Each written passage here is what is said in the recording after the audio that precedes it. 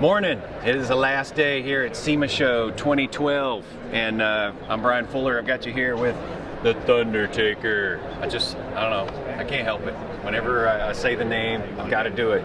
Here at the ISIS Power booth.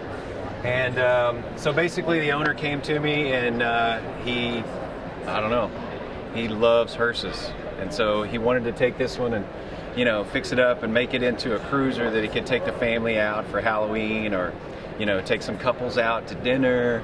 And so here's what we ended up with. We've got a ZZ 454 big block Chevy crate motor making 500 pounds of torque.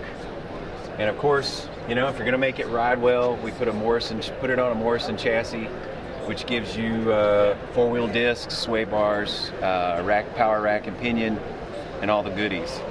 So that was kind of the basis of the car. We work a lot with ARP, so as many ARP fasteners as we could put in it, we did, especially in the suspension components and the engine components, where durability and strength are critical.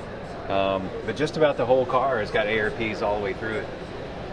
Some of the features, the motor design came from a V16 1938 Cadillac that they've been using for a while, and then we handmade all these surround panels to encompass it, and just try to make the thing look pretty stock, but a much nicer, better fit. And obviously putting the Morrison on it and a new core support and radiator and such, we had to modify some things, obviously. So probably the next thing to talk about is the top chop.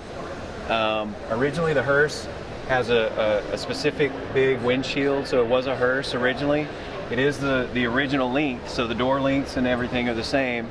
The bottom of the car was pretty bad, so we basically braced the car before it came off the chassis, pulled it off, and repaired the bottom of the doors and blah, blah, blah, made a new floor onto the Morrison.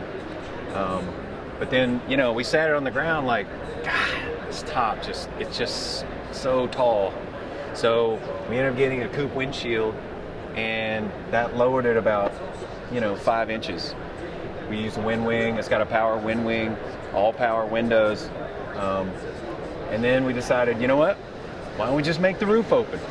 It'll be cool. You can run, have a nice open roof. So we've got a pending Guinness record. We think it's about an 8-foot sunroof. The molding, this molding originally would have been stainless. It was just a lot of pieces, and the stainless is just such a bear to deal with. So we remade all that in brass. We had it machined, and then we bent it into shape, and had it chromed by Greg at Artistic in LA, who's a fabulous plater. That's big ass caddy. Probably the next big thing to talk about are the fins. So if you kind of walk this way a little bit, the rear fins we raised 4 inches at the back, and then we tapered it all the way to the front door.